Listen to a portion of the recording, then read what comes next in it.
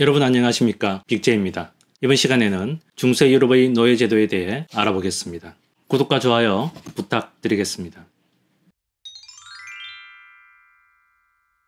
중세 초기 유럽 사회에서는 농노제가 노예제도를 천천히 대체해 나갔습니다.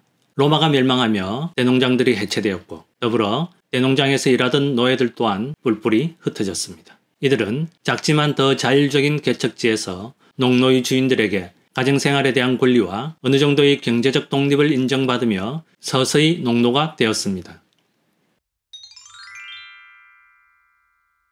농노의 사회적 위상은 우선 자유가 없다는 것입니다. 농노는 백성에서 배제되었습니다.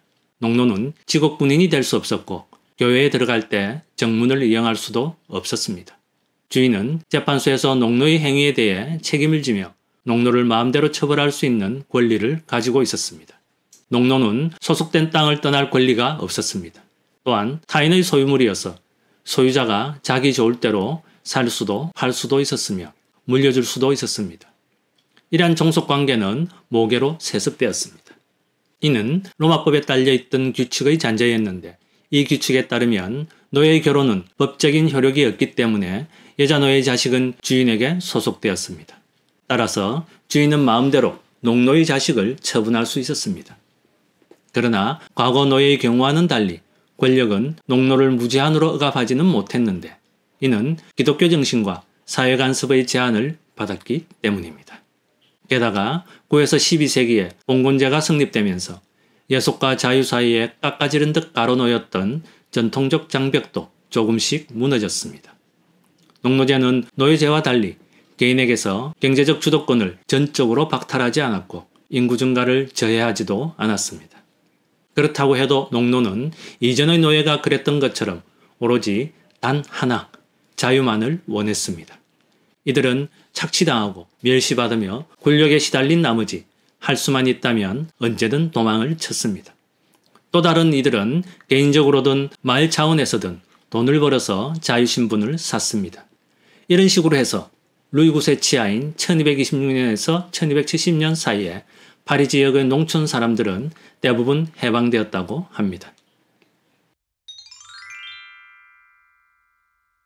12세기부터는 부역이 줄곧 완화되었으며 14에서 15세기가 되자 사회적 동료와 사망률의 증가로 서양에서는 농노가 거의 사라졌고 프랑스 대혁명으로 마침내 농노제는 폐기되었습니다.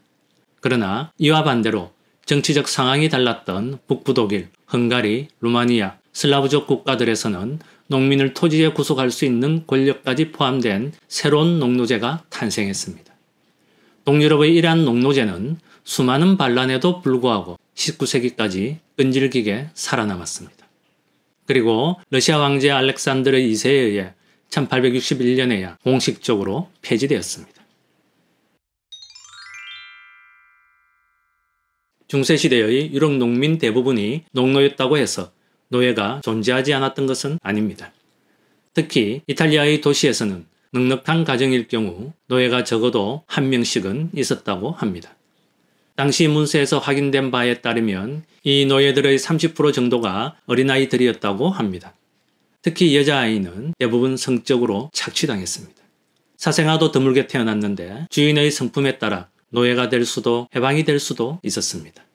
주인과 결혼한 여자 노예는 아이들과 함께 곧바로 해방되었습니다. 13세기에서 14세기 중반 이탈리아에서는 노예에 대한 수요가 그리 많지 않았으나 흑사병이 강타하며 인구가 감소하는 바람에 노예 노동력에 대한 수요가 급격히 증가했습니다.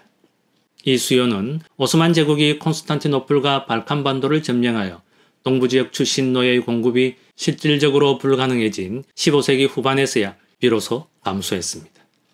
그때부터는 가장 부유한 이탈리아 가정에서만 노예를 두었습니다.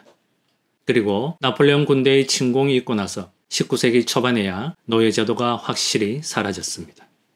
이 당시 중세 서양의 주된 노예 공급원은 유럽 북동부의 이교도 지역 출신 슬라브인이 많았습니다. 그래서 노예를 뜻하는 슬레이브라는 단어가 슬라브인에서 파생되었다고 합니다.